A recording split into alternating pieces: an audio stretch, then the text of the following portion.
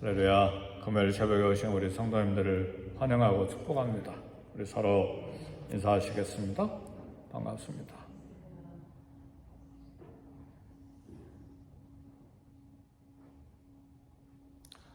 웃으시면서 인사하시는 모습이 아름답습니다. 네. 언젠가도 한번 소개해드린 책이 있는데 오스 기니스가 쓴 소명이라고 하는 책이 있습니다. 가끔 또 생각이 나면 들여다보는, 반복해서 읽어보는 책인데, 이 책에서 여러 가지 아름다운 도전을 많이 하는데, 소명자, 오늘 저와 여러분들이 소명자이고, 또 특별히 직분을 가진 모든 하나님의 종들이 소명자이고, 어떤 면에서 리더십을 가진 사람들의 좀 소명의식을 이 책에서는 이야기하는데, 거기에서 이런 이야기를 합니다. 소명자는 유일한 청중이신 하나님 한 분 앞에서 일하고 사역하고 살아야 된다. 얼뜻 들으면 무슨 말인지 잘 이해가 안 되는 말씀인데, 우리 사람들은 많은 사람들 앞에서 대중의 칭찬과 인기와 인정을 받으면서 일하고 또 그렇게 살아가고 싶은 참 욕심이 있습니다. 보편적인 생각이고 어떤 면에서 당연한 그런 본성적인 생각인데, 그러나 수많은 사람들의 인기, 또 수많은 사람들의 칭찬, 수많은 사람들의 인정을 받으려면 진리가 굽어지는 실수를 범하기가 쉽습니다. 왜냐하면 다수는 진리보다는 대중이 원하는 그런 것들을 따라가기를 원하기 때문에, 그래서 절대 진리가 아닌 수많은 사람들의 생각을 따라서 홍수처럼 쓸려가는 것이 대중이고 다수이기 때문에 진리를 따라 살려고 하는 데는 심각한 문제가 발생할 수가 있습니다. 예를 들면 모세의 경우는 60만이라고 하는 다수가 지도자를 따로 세우고 애굽으로 되돌아가려고 하는 그런 운동이 일어났습니다. 문제가 심각하죠. 또 그의 사역 중에는 고라 자손뿐만 아니라 리더로 뽑아놓은 250명이 모세를 반역했습니다. 그러니까 이런 경우에 모세는 어떻게 해야 되는가? 다수를 따라갈 것인가? 하나님 한 분을 따라갈 것인가? 심각한 고민이죠. 근데 현대 사회에 와서는 다수가 진리가 되잖아요. 그래서 이 사람이 전과가 5범이고 6범이고 다수의 전과가 있고, 분명히 사법적으로 문제가 있어도 수많은 표를 얻으면 대통령이 되잖아요. 그러잖아요. 우리 한국 사회도 지금 정치계에 이제 문제점이 또 드러나겠지만, 다수니까, 다수가 의결하면 비진리도 그냥 진리로 인정되고 흘러가는 거예요. 그래서 모세의 경우 만일 광야에서 심호 투표를 받았더라면 몇 퍼센트 받았을까요? 심호 투표 받으려면 몇 퍼센트 통과해야죠? 70% 받아야 되잖아요. 네, 모세의 경우 몇 퍼센트 심호투표 가합니다 받았을까요? 1% 받았을까요? 근데 그 형 아론은 좀 달랐어요. 다수가 금송아지 만들자, 우리를 애굽에서 인도한 신을 만들어내라 그러니까 자기를 죽이려고 하고, 다수가 수많은 사람들이 그렇게 하니까 그럼 금을 가져라. 그래서 금송아지를 만들어서 이 금송아지가 우리를 애굽에서 인도해낸 여호와라 그랬잖아요. 그리고 그 앞에서 먹고 마시고 춤추고 방탕해져 버렸잖아요. 모세가 산에서 내려와서 그 부분을 심각하게 다루죠. 그리고 금송아지 앞에서 춤췄던 사람들 수천 명이 죽임을 당하죠. 우리 신앙생활을 하는데 참 갈등이 많은 부분이 이런 부분이에요. 그래서 오스키니스는 소명이라고 하는 책에서 우리 소명자는 유일한 청중이신 하나님 한 분 앞에서 일하고 사역하고 살아야 된다. 굉장히 고독한 길이에요. 사랑하는 성도 여러분, 고독한 길을 걸어갈 결단이 있습니까? 우리 주님도 말씀하셨어요. 좁은 길로 가라. 좁은 문으로 들어가라.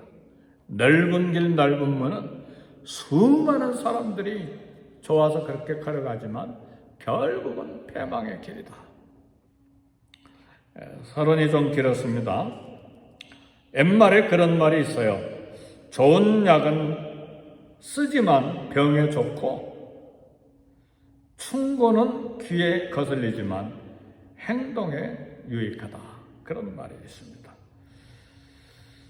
충고를 잘 들으라는 그런 옛말이죠. 그러나 보편적으로 충고를 잘 듣는 것은 굉장히 힘듭니다.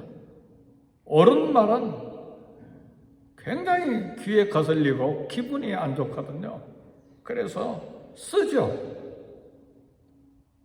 그러나 병에 좋다는 말입니다. 반대로 자기를 위한 그 좋은 말은 그게 비진리여도 자기를 칭찬하고 또 자기를 찬성해주고, 비진리여도 옳지 않는 말이라도 그래 좋다 그러면 기분이 좋아. 그런 결론은 전혀 진리에 어긋난 다른 길로 걸어간 것입니다. 에레미야 선지자의 책망은 유다 사람들을 위한 것이고 민족의 미래를 위한 것이었는데, 그리고 하나님의 진노가 임하지 아니하도록 계속해서 선포하는 말씀이었는데, 그러나 고집센 유다 백성들에게는 비난으로만 들렸습니다. 그래서 유다 사람들은 에레미야를 치려고 했고 에레미야를 죽이려고 했습니다. 그래서 오늘 봉독한 말씀에도 보니까 유다 백성들이 말하는 거예요. 와라! 오라는 말은 우리 마음을 합치자! 모여라! 우리 다수다! 우리가 꾀를 내어 에레미야를 치자! 왜 에레미야만 선지자냐? 왜 에레미야에게만 말씀이 있느냐? 제사장에게도 율법이 있고 지혜로운 자에게도 책략이 있고 선지자에게서 말씀이 끊어지지 아니할 것이니까 와라! 우리가 모여서 에레미야 선지자를 치고 그 어떤 말에도 주의하지 말자, 듣지 말자, 그 이야기예요. 어떻습니까? 에레미야는 한 사람이에요? 유다 백성들은 수많은 군중이에요?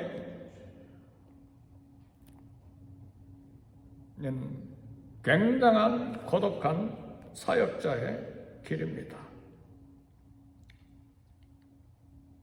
유다 백성들이 에레미야를 죽이려고 한 것은 자기들을 책망한 그런 메시지 때문만은 아니에요.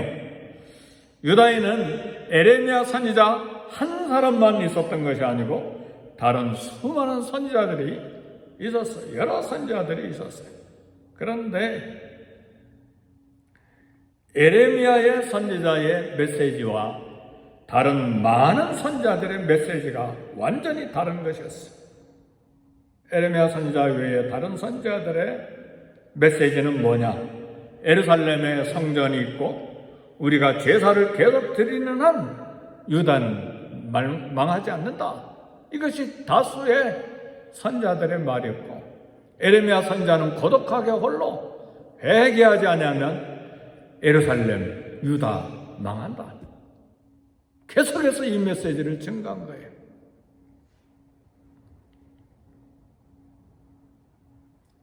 누구의 말을 믿어야 되는가? 사람들은 자기에게 부정적인 말보다 좋은 말을 해주기를 좋아합니다. 그리고 거기에 따라가기 마련해요. 왜? 내 편이니까.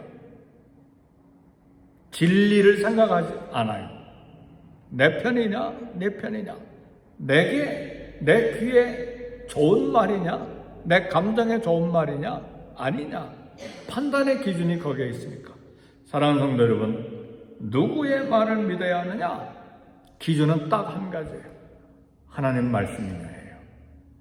하나님의 계시냐예요. 판단의 기준은 거기에 있습니다. 사람들은 다수의 말이 옳게 보이고 다수가 신뢰성이 있게 보입니다. 유다인들에게 에레미야의 말은 유다 멸망 예언이고, 그리고 유다 백성들이 판단하기에는 이건 백성을 불안하게 하고 사회를 어지럽게 만들고 민족의 장래에 대해서 불안감을 갖게 하는 저주의 말이다. 이렇게 판단한 거예요. 다수가 그렇게 판단한 거예요. 그래서 오늘 본문에 보니까 에레미야를 치자, 죽이자, 이제 그런 분위기가 형성이 된 것입니다. 마치 북쪽 이스라엘에서 400명의 거짓 선자들과 단 한 사람 아합과 이세벨을 반대한, 바알 우상을 반대한 미가야 선지자 한 사람, 400대 1이에요. 누구의 말을 따라야 됩니까? 400명의 선지자들이 아합이여 이세벨이여 당신이 행하는 모든 것이 옳습니다. 이 나라는 평안할 것입니다. 미가야 한 사람만 아합과 이세벨의 바알 우상 숭배를 거칠게 비난하죠. 온 이스라엘 백성들이 400명 선지자의 말을 따라서 갔다가 아수르에게 멸망한 것이죠. 똑같은 상황이 BC 722년에 북쪽 이스라엘이 그렇게 망했는데 이제 BC 586년 100몇 년 만에 남쪽 유다가 똑같은 상황이 주어진 거예요.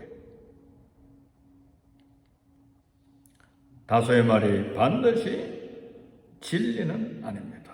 민주사회는 다수결의 원칙을 따릅니다. 그러나 다수의 여론조사, 다수의 평가, 군중의 인기, 군중의 칭찬, 이것이 진리 앞에서는 거부돼야 된다는 거예요. 그래서 오스 기니스는 소명이라고 하는 책에서 유일한 청중이신 하나님 한 분, 그분 앞에서 일해야 된다. 왜요?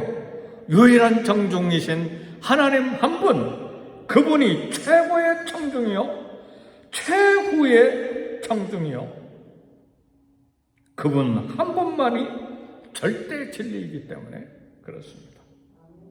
이 말은 하나님을 신뢰하는 삶을 살아야 된다는 말씀이고, 조금 더 정확하게 말하면 하나님 중심으로, 성경 말씀 중심으로 살아야 되는 걸 말해요. 오늘 우리 사회생활하고 직장생활하고 우리 모든 경제생활 하는데 유일한 청중 하나님 한 분 앞에서 일하는, 그리고 사역하는 그 길을 택해서 가야 합니다.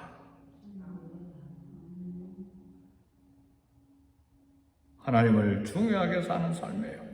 하나님을 신뢰하는 삶이에요. 이것이 절대 진리를 따르는 삶입니다. 절대 진리는 다수의 사람들이 뜻을 모은다고 해서 얻어지는 것이 아니에요. 절대 진리는 진리 자체이신 하나님의 계시로 주어지는 것입니다. 그래서 우리가 매일 성경을 읽고 매일 성경을 묵상하는 이유가 거기가 있는 거예요. 온 세상은 홍수처럼 세속적인 가치관, 세속적인 물질관, 세속적인 쾌락관을 온 세상이 따라가잖아요. 그래서 미국 대연방에서 동성결혼이 합법이다. 왜 그러나요? 돈과 권력 때문에 정치 지도자들이 그렇게 결정해버린 거예요. 하나님 말씀 성경 10계명 다 버리고.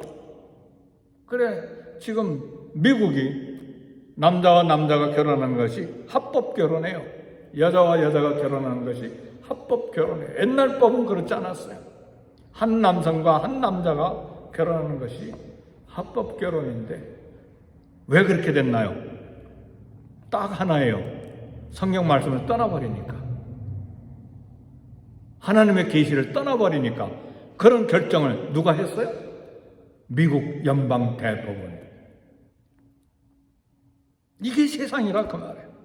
이 땅에서, 이런 사회에서 우리가 걸어갈 길은 어디입니까? 유일한 청중 하나님 한 분, 성경 말씀, 하나님의 계시를 따라 사는 거예요. 근데 그런 계시는 고독한 길이에요. 돈을 벌지 못할 수도 있고 사회에서 왕따를 당할 수 있는 그런 길이에요. 왜요? 양심에 따라서, 말씀에 따라서 동성 결혼자가 결혼하기 위해서 케이크를 주문하니까 케이크 빵집 주인이 나는 양심적으로 그 케이크 못 만들어 주겠다. 그래서 법정 소송이 일어나 버렸잖아요. 몇십만 불, 몇백만 불. 굉장히 고독한 거예요. 당연히 지죠. 몇백만 불 돈 내야죠. 경제적인 손해. 미래가 불투명한 그런 계산이 안 되는 그런 좁은 길이죠. 사랑하는 성도 여러분, 신앙생활하는 건 농담 아닙니다. 생명을 걸어야 되는 경우들이 많아요. 내 미래를 불투명하게 만드는 결단이에요. 그러나 결국은 하나님이 그 길을 인도하십니다. 그게 우리의 유일한 소망이에요.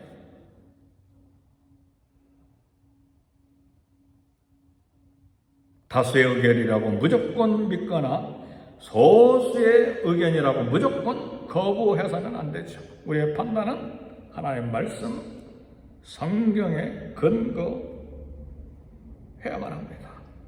모든 사람이 옳다고 생각하고 따른다고 해도 하나님 말씀에서 벗어난 것이면 거부가 되어야 합니다.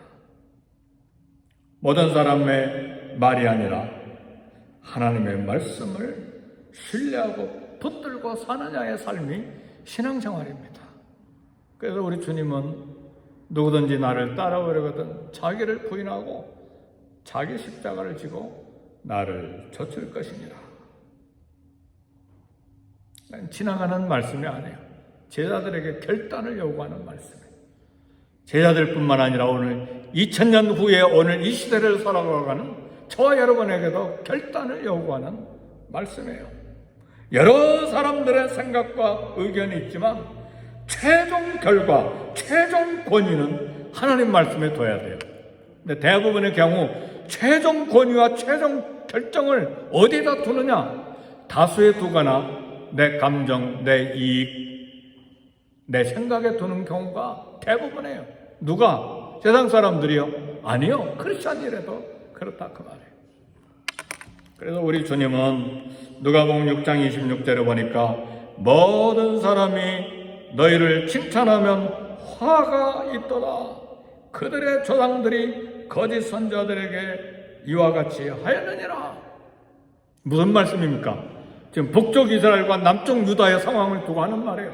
수많은 선지자들이 예루살렘이 있고 성전이 있고 제사가 있으니까 우리는 평안하고 망하지 않는다. 그러니까 수많은 백성들이 당신들을 칭찬받아야 옳소, 당신들이 옳소, 그렇게 칭찬을 받았다는 말이에요.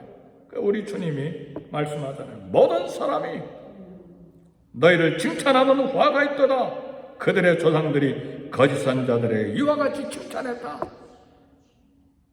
막 날카로운 비수와 같은 우리 주님의 말씀이잖아요. 네, 주님이 이스라엘 백성들에게만 하시는 말씀이 아니죠. 오늘 저와 여러분들에게 하시는 말씀이에요. 거짓 선지자 대가로 부귀와 칭찬, 그리고 권력과 돈, 이세벨과 아하왕이 얼마나 이 400명의 거짓 선지자들에게 월급을 잘 주었겠어요. 미래가 보장이 되는 거죠. 돈이 주어지고 칭찬이 주어지고 권위를 주고. 그러나 그들은 망했죠. 그들의 받는 칭찬과 부여는 일시적입니다. 하나님의 공의가 비처럼 나타날 때에 심판이 있습니다. 사람들의 달콤한 말, 칭찬, 우리가 기분이 좋게는 하지만 그러나 참 선지자, 공의의 말씀을 따라 사는 것입니다. 거기엔 대가가 있어요. 어떤 대가? 외로운 고독이 있다는 사실, 핍박이 있어요. 그러나 그 길을 걸어가야 합니다. 근데 이 말씀을 우리 사람과의 관계에 적용하기는 굉장히 어렵습니다. 왜냐하면 옳은 것만을 말할 때 상대방이 상처를 받는 경우도 생기기 때문에 얼마나 기도 중에 얼마나 엎드려 기도하면서 지혜롭게 말하고 지혜롭게 판단하고 지혜롭게 관계를 맺어가야 되는지 몰라요. 말씀은 그렇구나 인정을 하지만 실제 우리 삶 속에서 적용하는 것은 대단한 인내와 대단한 겸손과 대단한 사랑이 필요해요. 그래서 우리는 공의의 길을 걸어가기도 하지만 사랑도 품어야 합니다. 믿으십니까? 사랑을 잃어버리고 막 지적만 하다가 사람 다 놓치잖아요. 이게 목회자의 갈등이기도 해요. 옳은 것 말했는데 사람이 무너지는 거예요. 이 엄청난 갈등이요, 고민이요, 고통이에요. 그러니까 진리의 말씀을 선포하되 어떻게 사랑을, 그리스도의 사랑을 보여주면서 이 진리의 말씀으로 바로 가도록 그렇게 말씀을 전하고 그렇게 주님을 섬길 수 있을까? 이건 엄청나게 어려운 일이에요. 그래서 우리는 기도가 필요하고 하나님의 지혜가 필요합니다. 그리고 사랑이 가슴에 가득하지 않으면 바른 말이라도 다시 한번 생각해야 돼요. 그러면서도 진리는 똑바로 세워가야 합니다. 아멘, 할렐루야. 이제 기도하겠습니다. 말씀 생각하면서 교회를 위해서 먼저 기도하시고 이행과 개행과 선데이 스쿨을 위해서 기도하시고 교역자를 위해서 기도하시고 또 우리 선교제 선교사님들을 위해서 기도하시고 자녀와 직장과 일터를 위해서도 기도하시고